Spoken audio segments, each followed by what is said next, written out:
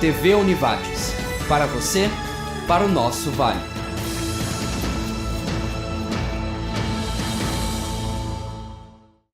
Boa noite, está no ar o programa Entre Linhas. Hoje estamos debatendo acerca da vacinação contra o vírus HPV e sobre doenças sexualmente transmissíveis.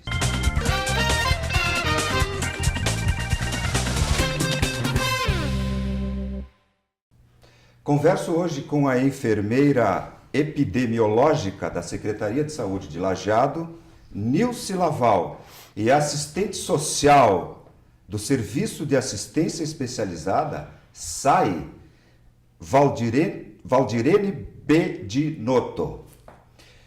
Boa noite. Boa noite. Boa noite. Nilce, o que é o HPV? O HPV é um vírus que se chama papiloma vírus humano, né? Ele é um vírus que existem mais de 150 tipos de HPV e tem alguns que acometem mais os órgãos genitais, né? E esses órgãos que acometem os órgãos genitais tem alguns tipos que causam o câncer de colo de útero, o câncer de ânus e tem alguns que causam só as verrugas genitais. Então, na verdade, ele é uma doença exclusivamente, basicamente, sexualmente transmissível. E hoje ocorreu uma campanha de vacinação contra o HPV. Antes de você me responder, eu gostaria de dizer para os nossos telespectadores, como pai, eu tenho 2 filhas e me lembro que no passado fui orientado pelo médico pediatra delas para fazer essas vacinações. E eu me lembro que eram valores expressivos. E hoje o governo, imagino federal, está ofertando à população. Então é uma oportunidade que os pais têm de se conscientizar da importância da vacinação contra esse tipo de vírus, que pode, como você disse, lá adiante, inclusive causar câncer. Isso mesmo. Afeta tanto homens como mulheres? Sim, o HPV, na verdade, o contágio é exclusivamente na relação sexual, 95% dos casos, né? Também pode acontecer durante o parto, a relação que a gente diz o contato manual, né? Quando a pessoa vai ter um sexo não exclusivamente pênis, vagina, né? Mas pode ser pênis, ânus, ou o sexo oral em si também, as pessoas podem se contaminar e ele afeta tanto homens quanto mulheres. As mulheres são mais suscetíveis porque o órgão genital da mulher ele é interno, então a mulher é muito mais suscetível a ter qualquer outra DST, não só o HPV, né? Em função disso também que foi esse público-alvo que o Ministério nos deu para a campanha de vacinação, que são meninas e uma faixa etária exclusiva, foi em função desses dados que a gente tem com o HPV, são meninas porque as meninas, né? Então, justamente porque por elas serem mais suscetíveis a ter o HPV, a gente tem que vacinar primeiro as mulheres, que é o público que a gente está fazendo agora as vacinas. Com que idade você citou uma faixa etária? Isto. Em 2014 se fazem estratégias, o Ministério monta para a gente conseguir ter demanda de vacinas, né? Todo produto novo, e a vacina também é um produto, quando ele é fabricado, tu tem que ter a demanda financeira, tu tem que ter o custo-efetividade e tu tem que ter a manutenção para as crianças e os adolescentes que vão chegando nessa faixa etária poderem fazer a vacina. Então, a vacina, num primeiro momento, que é 2014, ela foi disponibilizada para públicos de 11 a 13 anos de idade, menores de 14 anos, então para as meninas, e áreas indígenas, população indígena, ela estava disponível a partir dos 9 anos, em função de ser uma cultura, né, a gente sabe, eles serem mais suscetíveis que a raça branca. Mas essa questão dos 9 e 11 anos, isso tem a ver com uma possível iniciação sexual mais cedo. Mais cedo? Também em função disso, né? Mas principalmente em função de que os indígenas eles são mais suscetíveis ao calendário de vacinas deles é totalmente diferente da gente que é da raça branca, no caso. Eles têm o calendário deles que acompanha é totalmente diferente do nosso. Então, Já os órgãos que acompanham os indígenas já institucionalizaram a partir dos 9, sim, também porque a sexualidade deles é mais precoce que a nossa. Interessante, isso eu não sabia. Isso é um fato, já, Sim. obviamente, se o Estado, né, se o governo já... É interessante isso aí. E esse vírus, ele deixa uma marca visível, porque existem doenças sexualmente transmissíveis que deixam marcas, né? Depois nós vamos falar no bloco seguinte, mas especialmente o HPV, ele deixa, tanto no homem como na mulher, é possível visualizar? É bem interessante. O que acontece? A partir do momento que a gente teve contato com uma relação sexual desprotegida com uma pessoa, nem sempre ele vai estar tendo uma manifestação clínica que a gente consegue visualizar a olho nu. Então ele demora de 2 até 8 meses para ele começar a gente se infectar, que a gente diz, mas conforme tiver o hospedeiro, e daí a pessoa que a gente fala, até 20 anos para conseguir aparecer uma doença, né? A pessoa tem o vírus, está transmitindo, mas muitas vezes não tem uma lesão aparente que a gente consiga visualizar. Isso vai depender do quê? Da saúde, da imunidade dessa pessoa que contraiu, do uso de anticoncepcional oral, que a gente sabe que tem muito, o tabagismo, outras doenças também como a herpes ou a clamídia. Isso também faz com que a lesão fique mais aparente ou não mais cedo. Eu imagino que existem exames que constatam a presença do HPV no corpo da menina ou do menino. E o fato de já uma menina ser portadora do vírus e posteriormente se vacinar, ela consegue eliminar o vírus do corpo? A vacinação posterior? Na verdade, não, né? O que se preconiza e preferencialmente, por que se faz nessa faixa, é que a princípio as meninas ainda não iniciaram atividade sexual. Por isso a precocidade, a precocidade da idade, né? Agora então, dá pra entender. Só que o que acontece? Nem todas, a gente já tem meninas de 13 anos que já são mães, que já engravidaram e que já estão na relação sexual ativa com consentimento dos pais, inclusive. Né? É uma população menor, mas ela existe no nosso meio. Então, o que acontece? No momento em que uma menina ela tem a relação já e ela está com essa faixa etária dos 11 aos 13, ela tendo a relação, ela vai poder desenvolver, digamos, o câncer, né? Pode demorar até 20 anos, como eu falei, e aí a partir do momento que ela teve de 35 até 55 anos, é a faixa etária que tem o maior índice de câncer de colo de útero para nós, né? E é a segunda, a gente pode pensar em níveis de câncer, o câncer de colo de útero é o segundo que mais mata as mulheres no Brasil. Segundo índice? Segundo tipo de câncer que mais mata a mulher. Então, assim, uma menina que já teve o contato com o vírus, ou que mesmo sabendo, ela vai fazer a vacina. Por quê? Porque ela pode ter tido contato com um e ela está protegendo contra outros 3 vírus, porque na verdade a vacina do HPV ela é quadrivalente. O que é isso? Ela protege contra 4 vírus. 2 vírus que são os que mais causam o câncer de colo de útero, que é o 16 e o 18, né? E os outros vírus, o 6 e o 11, que é o que mais dá 90% das verrugas genitais, que nem toda verruga vai causar um câncer. Pode ser uma alteração benigna, que a gente chama. Então, assim, pode acontecer. Acho bem importante falar a respeito das verrugas. A gente tem uma incidência bem alta, principalmente em casos de HIV, que tem uma imunidade mais baixa. Então, manifesta com mais facilidade. Sempre é importante a gente lembrar que tudo que se inicia um tratamento cedo, o sucesso é mais garantido. Então, a mulher que faz o pré-câncer todo ano, que tem esse acompanhamento, vai ver um câncer de colo de útero no início, sentiu uma verruga, vai procurar o médico, vai tratar com ácido, vai queimar, vai sair. Então, assim, é importante esse autocuidado, esse conhecimento e procurar auxílio. As unidades todas realizam o teste, o pré-câncer, né? Toda unidade faz isso. Tem médicos que podem estar tratando, orientando também a respeito disso. Então, a prevenção nesses casos, vai fazer toda a diferença no tratamento. Especificamente em relação à vacina. Ela é uma dose única, repete, a campanha esgotou, tem efeito colateral, algum efeito para a menina? Sim, na verdade, em relação às vacinas, a vacina ela tem um esquema diferente, que a gente for avaliar da rede privada. O esquema diferente é o quê? São 3 doses. Uma foi feita uma campanha em março, que iniciou dia 10 de março e terminou 10 de abril.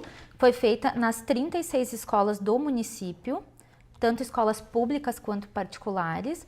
Foi uma inovação que a gente teve, porque nunca existiu trabalhar juntos, educação e saúde, público e privado, então acho que a gente teve um ganho muito grande. Tivemos as portas abertas da educação para nós, foi muito importante isso. E o que a gente fez, na verdade? A gente fez a primeira dose agora em março, a segunda dose em setembro, né? Em março foi engessado pelo Ministério da Saúde se fazer nas escolas, e agora em setembro, pela disponibilidade da educação, a gente provavelmente vai fazer a segunda dose também nas escolas, tá? E a terceira dose é 5 anos depois do esquema finalizado, tá? Mas por que é diferente o esquema? Às vezes a gente se pergunta isso, da rede privada e da rede agora no Sistema Único de Saúde. Se descobriu por estudos que já está sendo feita essa vacina no Canadá, nos Estados Unidos, que quanto mais longe a primeira dose da segunda, maior é a titulação de anticorpos, então maior vai ser a imunidade dessa menina. Então por isso a importância da primeira dose, digamos se agora em março, a segunda 6 meses depois, em setembro. Em função disso que foi essa... E uma terceira 5 anos depois. Teve uma preocupação também do Ministério em questão de se perder essa terceira dose, né? Então, assim, o que foi o Ministério fez? O nosso aprazamento, que a gente fala, o registro da vacina, ele foi nominal no sistema que a gente chama de PNI. Então, o que acontece? Todo o Brasil, a menina que for se mudar, ele tá lá o nome dela para ela terminar o esquema. Ele é um sistema web de todo o Brasil. Muito bom. Chegamos ao final do primeiro bloco do nosso programa. Entre Linhas retorna depois do intervalo.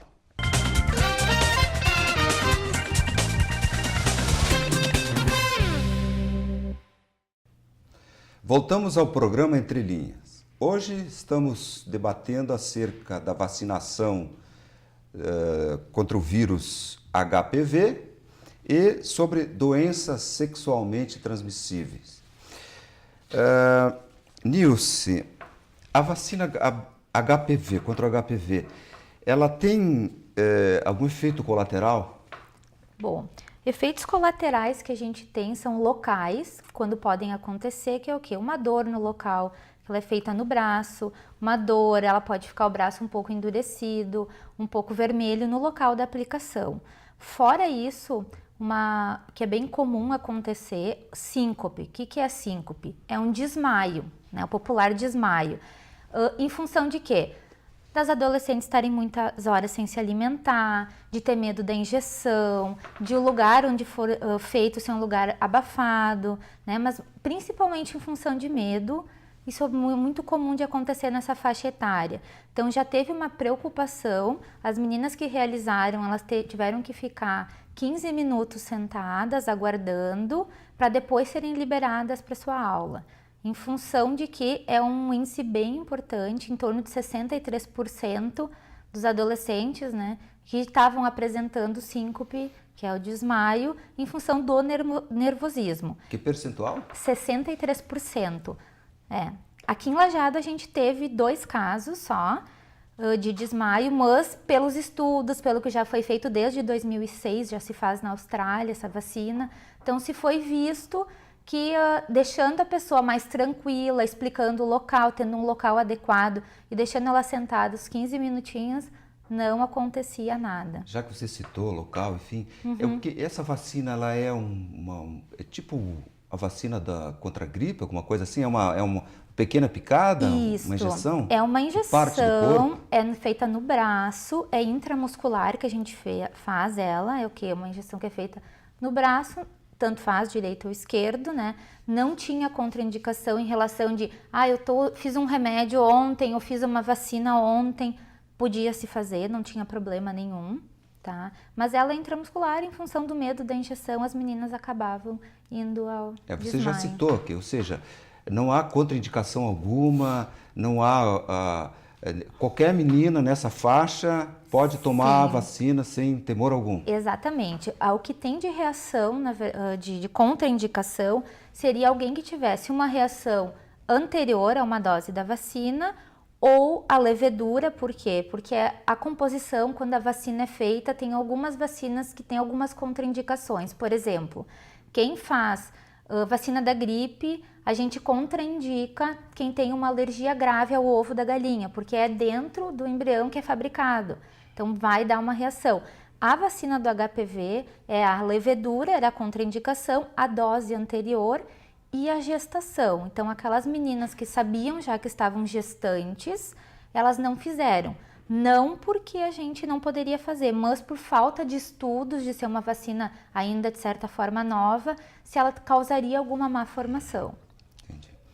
E nessa campanha aqui, especificamente Lajeado, ocorreu alguma recusa?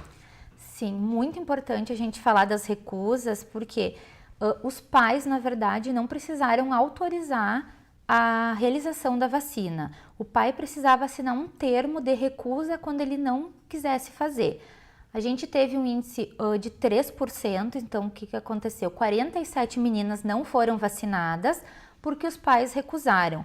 Ou por motivo religioso, a gente fez busca ativa de todos. Alguns a gente conseguiu fazer a vacina, a gente tinha bem mais recusas. Ou motivo religioso, tivemos alguns adolescentes que falsificaram assinaturas dos pais, aconteceu também. Daí a gente, no contato com o pai, descobriu o que queria fazer. O que mais que a gente teve foi a questão de não querer fazer por opção. São pessoas que desconhecem a vacina e não querem fazer. E ainda teve alguns a questão do tabu de estar incentivando o filho a filha ter uma atividade sexual mais precoce. As pessoas ainda, como é uma vacina nova, não conseguem entender que a gente está protegendo para daqui 10 anos ou 5 anos ela está protegida e não ter risco de entrar em contato com o HPV e desenvolver o câncer. Nesses 47 que se recusaram, tem uma noção de que percentual foi por motivo religioso? O menor percentual foi motivo religioso, deve ter sido em torno de 5 a 7, né? Mas a maioria foi mesmo opção ou porque não queriam fazer porque achavam que iam incentivar a sexualidade das meninas, né? Porque é um público... Opção dos pais, dos pais, não das adolescentes. E a menina que fez a primeira vacina pode se considerar imune ao vírus? Não, ainda não, né? Então, assim, no mínimo tem que se fazer 2 doses, a segunda dose agora em setembro, para daí elas poderem ter uma imunidade de 85%, que é o que dá a vacina. E aí lá, o final, a 5ª dose para ter. Mas, bem importante a gente ressaltar, mesmo ela fazendo todas, ela não está imune para pegar outras doenças, né? Então, assim, tem que continuar fazendo pré-câncer, tem que continuar usando preservativo em função de todas as outras doenças sexualmente transmissíveis. Serão aplicadas, você citou, mais que uma dose, né? Isto. Em que prazo? Isto. A primeira dose a gente considera a dose 0, a próxima em 6 meses e depois 50 meses da terceira dose, que daria 5 anos, né? O prazo entre as 3. Então, em 5 anos. Com a terceira dose, há esse percentual que você citou de proteção, 85%? 85% elas já obtêm com as 2 primeiras doses. Com as 2 primeiras. Isto. E o uso da camisinha é o suficiente para se proteger contra o HPV? Na verdade, a gente diz o quê? Que o uso do preservativo, ele faz uma barreira e ele protege contra o HPV até 80%.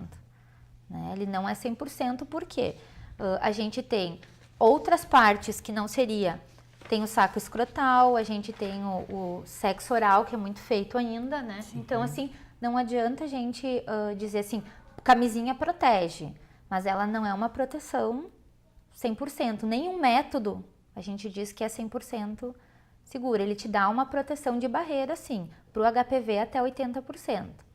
Então, ele é transmissível via sexo oral.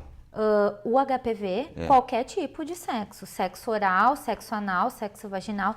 Por isso, há muitos anos atrás, a gente dizia, por exemplo, assim, que existia o sexo, a gente fazia o sexo convencional, né, que se faz, e que se pegava só, era pênis e vagina. Hoje, em função de se fazer sexo anal, do sexo oral, a gente encontra HPV na boca, a gente encontra HPV no ânus, né? E o HPV é responsável por 90% dos cânceres de ânus que a gente tem. Então, a gente encontra ele em outros lugares, porque a gente se relaciona e faz sexo não só o convencional, que é o pênis e vagina. Daí a importância, né, de esclarecer a população que deve encaminhar os filhos, com certeza. Para fazer. Tem alguma notícia de que essa campanha se estenderá também para os meninos? Para os meninos ainda a gente não tem, nem previsto até 2016. O que o Ministério da Saúde entende? Que vacinando, a gente conseguindo atingir aquela meta de 80%, a gente consegue, faz uma vacinação, uma imunidade coletiva.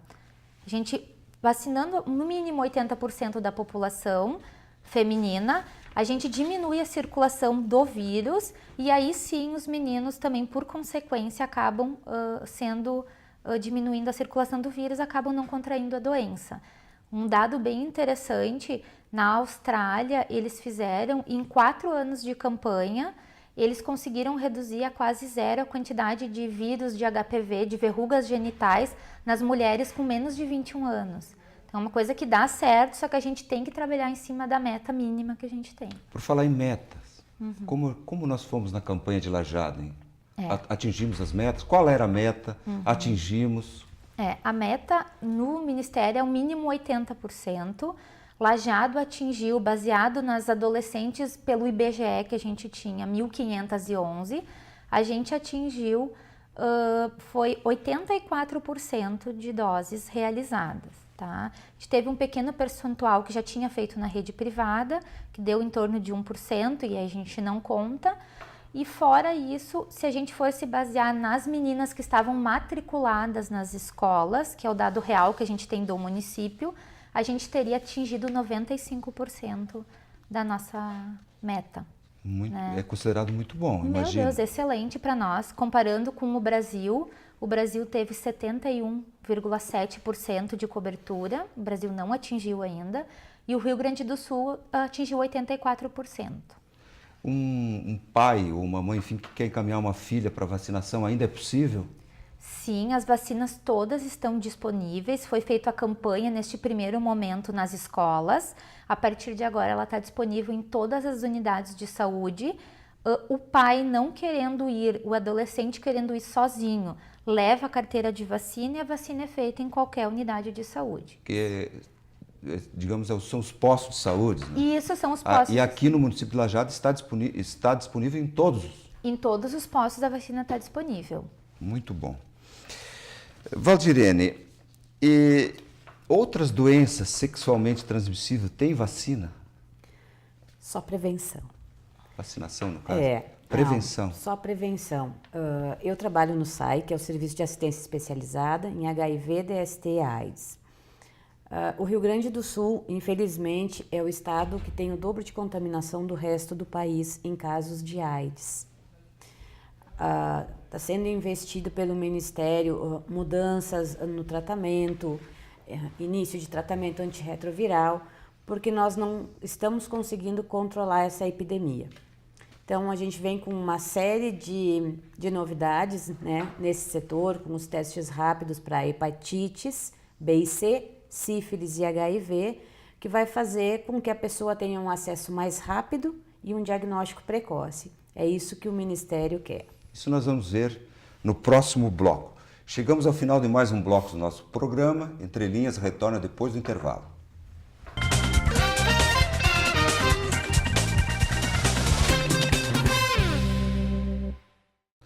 Estamos de volta com o terceiro bloco do nosso programa. Valdirene, pode-se dizer que a AIDS não é mais motivo para preocupação? Ou o contrário? Olha, Gerson, eu acho que o Rio Grande do Sul principalmente é um motivo, sim. A AIDS é já vista como uma doença crônica, mas é uma doença que tem uma repercussão ainda muito negativa na vida. Ela vem carregada de muito preconceito, ainda em pleno século XXI. Como o Rio Grande do Sul tem esse índice de contaminação, as pessoas estão achando que ter AIDS é uma coisa simples, como ter uma hipertensão, diabetes. Tem coisas específicas do HIV que são difíceis de tratar, né? E a gente não pode ver como uma doença comum. O que a gente tem que desmistificar é a questão do preconceito, né? Eu não pego pelo beijo, pelo abraço, tomar chimarrão, dividir um copo, tomar uma cerveja. Eu pego como? Através da relação sexual desprotegida. Então, eu posso trabalhar com uma pessoa, eu posso conviver com uma pessoa e não me contaminar. Então, as pessoas ficam muito pensando, eu não vou abraçar, eu não vou tomar o chimarrão, mas vão para casa e tem relação desprotegida. Esse é o risco. Então, essa é a primeira questão. E ninguém faz nada errado para pegar AIDS, né? Faz o que todo mundo faz. Teve relação sexual sem preservativo em algum momento da vida. Essa é a questão primordial, né? Que a gente tem que tratar. Porque eu digo, mata mais o preconceito do que a AIDS. A gente tem muitos casos, Lajeado, nós temos um serviço que já atende desde 99, né? Que é o SAI, que eu já citei antes, nós atendemos a regional, a 16ª Regional de Saúde, na verdade 45 municípios. E nós estamos com quase 1.000 pessoas cadastradas no nosso serviço, né? Então, vem aumentando o diagnóstico, porque desde o ano passado o Ministério lançou os testes rápidos para HIV e sífilis. Então, hoje em dia, no município de Lajeado, todas as unidades de saúde e mais os CAPs fazem a testagem rápida. O que é isso? A pessoa vai até o serviço e em 15 minutos ela tem o diagnóstico. É uma punção digital com testes todos validados pelo Ministério. O que antes levava de 20 a 30 dias para vir um primeiro resultado, hoje a pessoa tem em 15 minutos.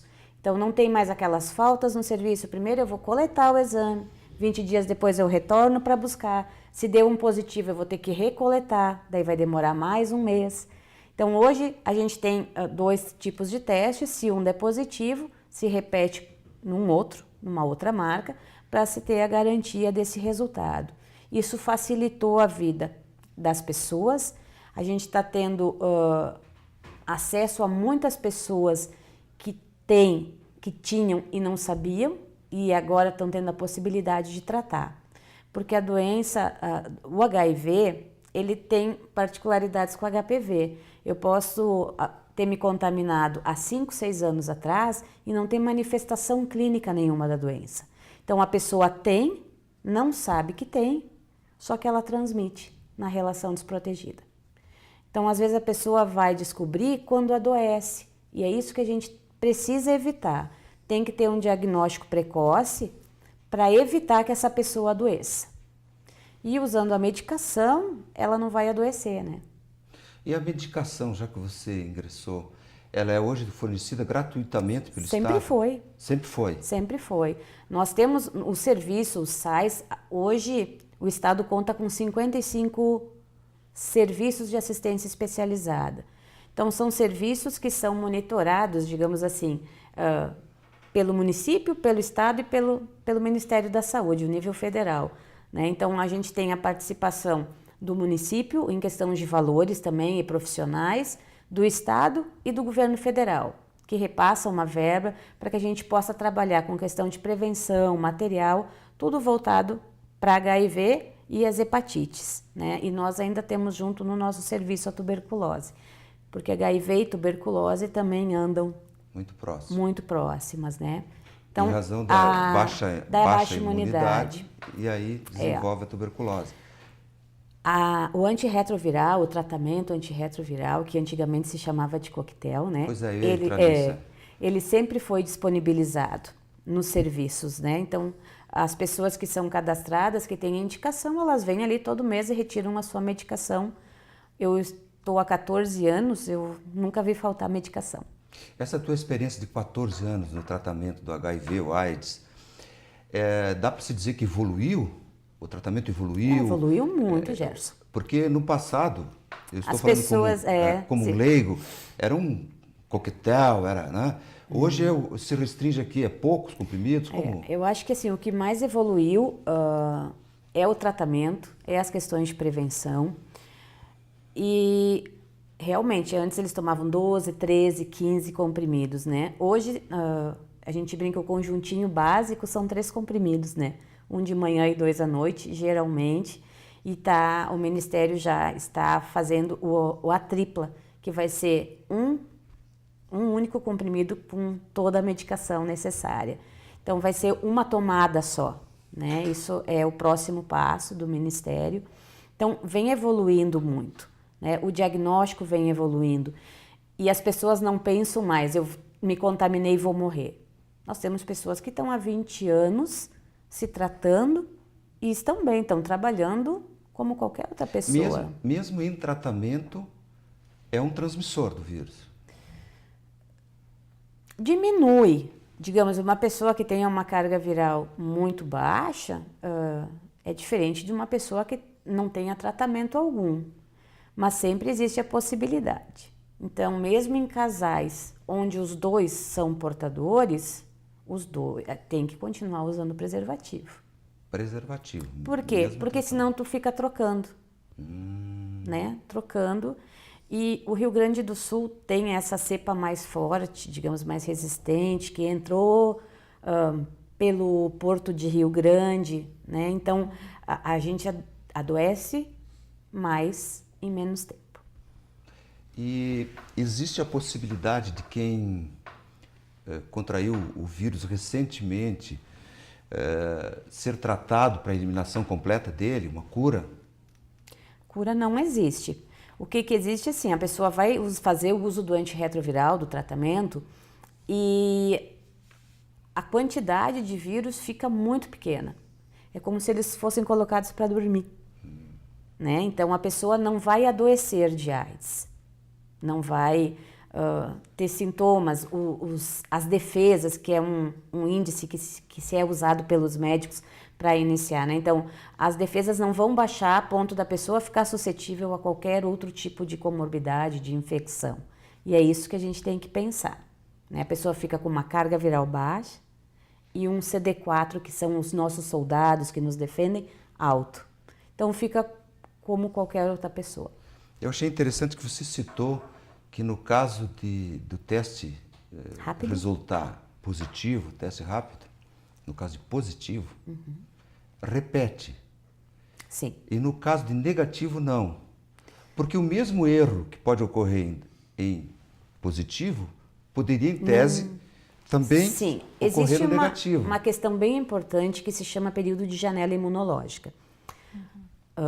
Eu vou fazer o teste numa pessoa, essa pessoa é orientada como pega, como não pega, e que esse teste tem um prazo, né, que é desde que nasceu até um mês atrás. Esse teste rápido vem com esse período de janela. Então, se eu tive uma relação ontem, anteontem, semana passada, não vai aparecer nesse teste aqui. Então, tem pessoas que não saem nunca da janela porque elas estão sempre tendo relação sem preservativo. Qual é a orientação que a gente dá, Gerson? Bom, o último mês, não, né, a gente sempre brinca, não precisa nem responder, mas tu pensa, se tu teve alguma situação desprotegida, em um mês tu tem que repetir, mas tu não pode te expor de novo, porque senão a gente vai estar sempre nesse período de janela.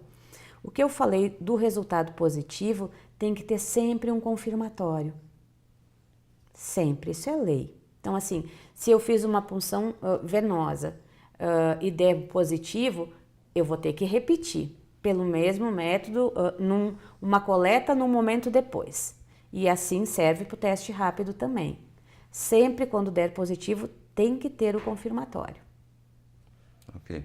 E eu posso repetir quantas vezes eu quiser o teste? Pode, só que tu vai estar te expondo. Se tu está repetindo é porque tu não te cuidou. Né? Sim. Mas pode repetir, a pessoa não tem limitação de quantos testes pode fazer.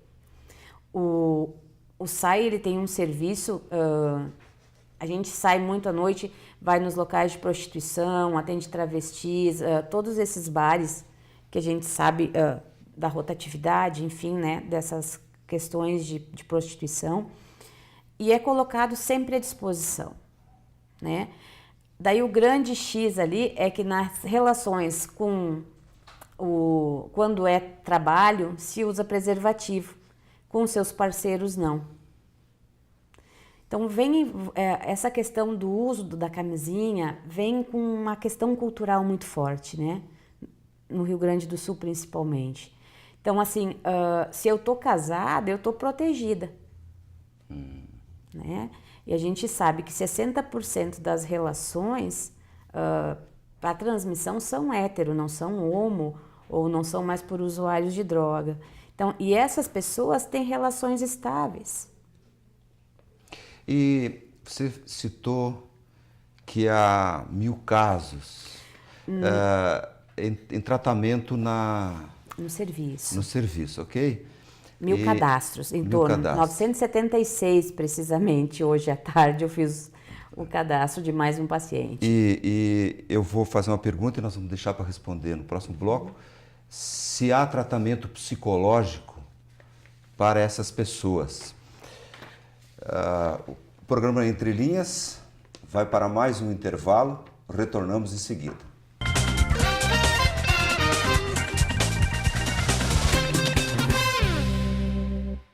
Entre Linhas está de volta. Nos encaminhamos agora para o último bloco do programa de hoje. Valdirene, eu havia questionado sobre se esses em torno de 1000 casos que são atendidos pelo SAI, aqui da região, se também tem acompanhamento psicológico.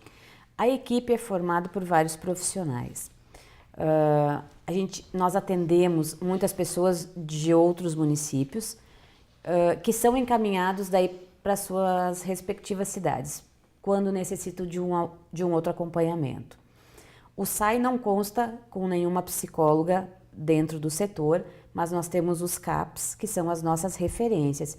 Então, a gente está muito bem assessorado com relação a esse apoio, né? Mas todos os profissionais que estão dentro do SAI são treinados para essa escuta.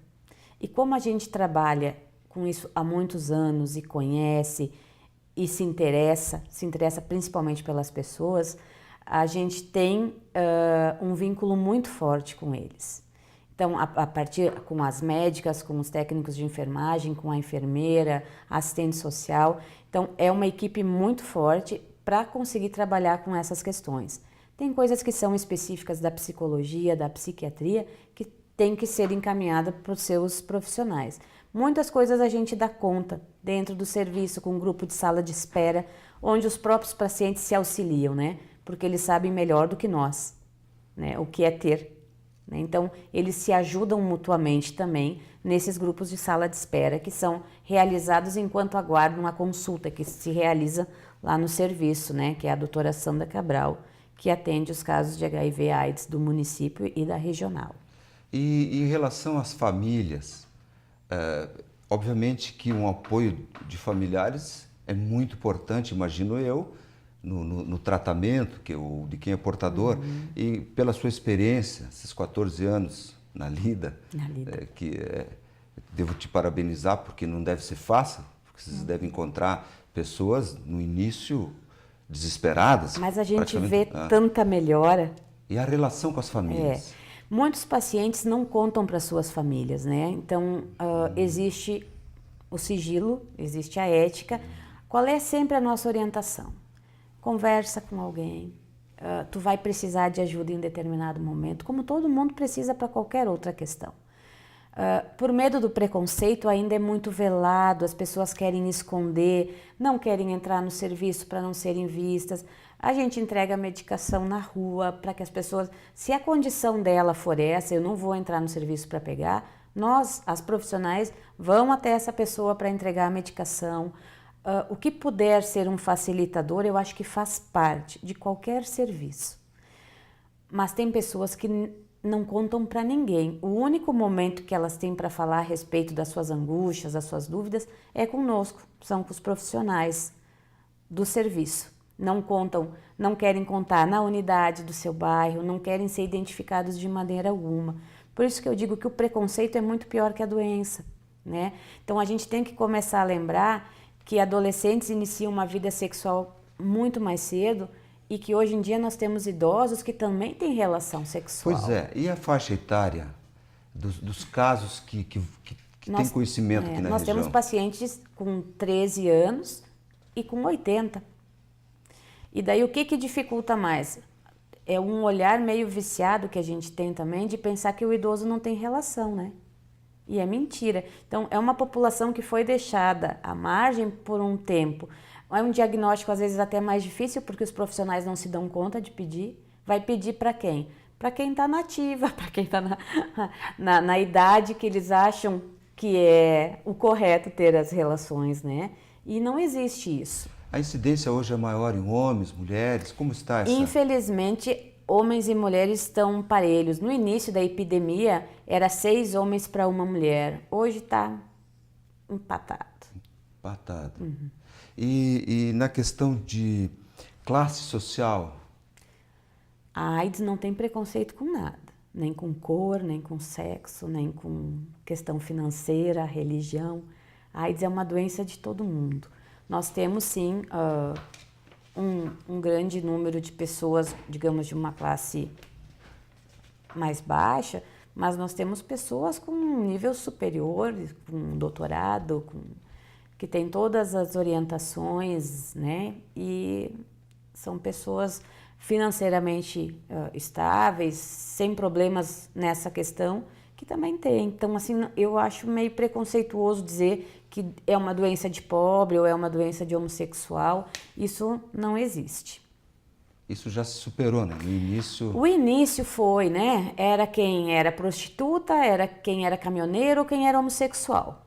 Só essas 3. Nós, restante da população, a gente estava protegido, né? Então, o que aconteceu? Esse caminhoneiro voltava para casa, que tinha relação, a profissional do sexo também. Então, assim, é uma doença de todo mundo. E as pessoas ainda têm, tenho grupo de risco, eu não sou grupo de risco, eu não preciso fazer o teste. Uma única relação, tu pode se contaminar. E as pessoas que sabem que tem, elas tomam cuidado para não transmitir para os demais? Porque pode haver uma reação de, bom, já que eu estou, agora eu vou levar todo mundo comigo. Se vocês notam no... Gerson, eu vou falar o que eu falo com todos os pacientes. A responsabilidade é 50% de cada um. Se está chovendo, eu tenho que levar meu guarda-chuva, eu não posso esperar que o outro venha me proteger. Então, assim, a gente não pode contar, pode ter gente que tem e não sabe, que é aquele caso daqueles anos. Então, a gente tem muito diagnóstico a ser realizado ainda. A pessoa pode ter e não contar. Então, a responsabilidade, eu sempre digo, a primeira coisa, culpa fulano. Gente, qual é a tua responsabilidade nessa questão da epidemia? Se eu vou ter relação desprotegida, eu tenho que ter a consciência de que 50% é minha opção. Eu estou tendo, a não ser que for um caso de violência, estupro, que a pessoa não tem opção, né? Se não, eu tenho. Então, o preservativo, eu estava mesmo falando para a gente distribui em torno de 15 a 17 mil preservativos mês no município de Lajeado. Quantos? De 15 a 17 mil. Em todas as unidades de saúde, nos eventos que a gente vai. Né? Então, ninguém questiona, a pessoa pode chegar e pegar, é tudo facilitado, né? Então, não tem como dizer, eu não me preveni porque não tenho acesso. As agentes de saúde têm preservativo, elas levam nas casas, é tudo facilitado. Parece que, quanto ao uso da camisinha, se quebrou um preconceito. Porque lá no passado as pessoas tinham até Eu noto isso que nas gerações, as gerações mais novas, aí não tem preconceito nenhum, vão na farmácia ou buscam onde tem distribuição gratuita. Ao contrário do passado, as pessoas tinham até vergonha. A maioria não sabe usar corretamente, né, Gerson? Quanto mais idade, mais dificuldade. Mas isso não quer dizer que os adolescentes se protejam da maneira correta. Eles ainda têm aquela questão toda da adolescência, né? Que eu não pego, que eu sou... Por que eu vou pegar? Ela é toda bonitinha, é linda, é cheirosa. Essa pessoa não pode ter. A gente não tem como saber quem tem e quem não tem. Então, as pessoas dizem, tem que estar emagrecida, tem que estar perdendo cabelo. Isso é uma história muito antiga, né? Ficou com aquela história do Cazuza, muito emagrecido, em final de doença. Isso não se aplica mais aos dias de hoje. E mesmo as pessoas que fazem o tratamento estão muito bem, muito bonitas. É isso que eu ia te questionar, porque no passado, alguém saber que era portador era praticamente uma sentença de morte. De morte. É. E é importante que se diga hoje que, em razão claro que isso não é um incentivo, não. Nós não estamos incentivando a prática do sexo sem proteção, mas também que não seja uma situação de desespero, porque o tratamento permite praticamente uma vida Nós temos normal. Ainda pacientes que fizeram o diagnóstico lá no início da epidemia, 30 anos atrás, que estão bem, estão vivendo suas vidas normais. Então vai do cuidado que a pessoa tem, da seriedade que ela vai levar ao tratamento dela, e não é nada que impeça uma vida social normal, uma vida, vai tomar medicação, paciente que tem diabetes tem que usar medicação, paciente hipertenso usa medicação. Não é que eu esteja comparando, mas assim, o problema de usar a medicação não pode ser um problema, é a solução. Digo, vai do ponto de vista da pessoa. Então a pessoa chega e digo, o que vai acontecer, vai mudar? Vai mudar o uso da camisinha, sim, e o uso da medicação. O resto é tudo igual. No caso específico da AIDS, a camisinha a protege, e até que nível de proteção, digamos que a camisinha... Se ela for usada corretamente, ela tem, que nem para evitar uma gestação, 99, alguma coisa. Se a pessoa usar corretamente, guardar ela corretamente, né? Então, assim, a pessoa não tendo contato com a secreção vaginal e o esperma, ela não tem como se contaminar com HIV. Então, é seguro. É seguro. É seguro. O que é importante voltar a falar é que, assim, se todo mundo usa camisinha, ninguém vai ter mais filho nessa vida, né? Então, aí que está a questão. Isso. A gestante faz no primeiro trimestre e no último trimestre, a importância do parceiro fazer. Existe muito caso de soro-discordância. O parceiro é positivo e a esposa negativa e o parceiro positivo.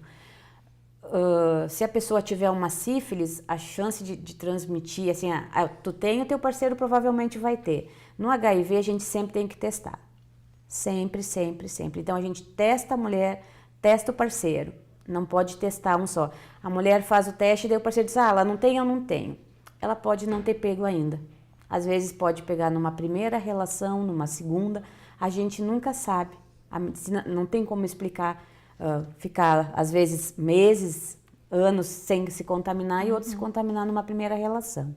Onde as pessoas podem procurar o serviço do SAI? Telefone, o SAI endereço? Fica na Rua Alberto Torres, 560. O telefone é 3982-1131.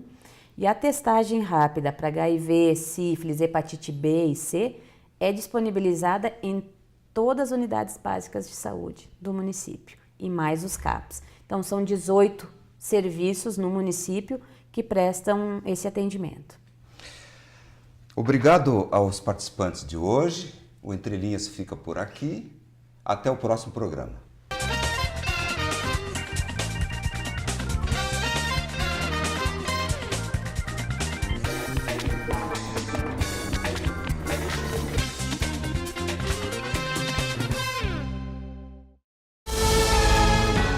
TV Univates. Para você, para o nosso Vale.